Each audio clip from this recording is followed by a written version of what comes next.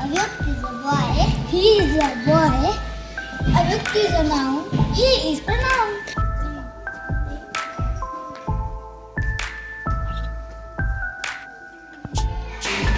The boys are playing. They are playing. Boy is noun. They is pronoun.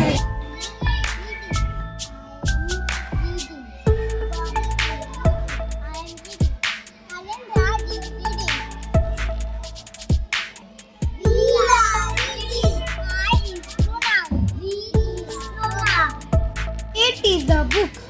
Book's cover is brown. Book has many pages.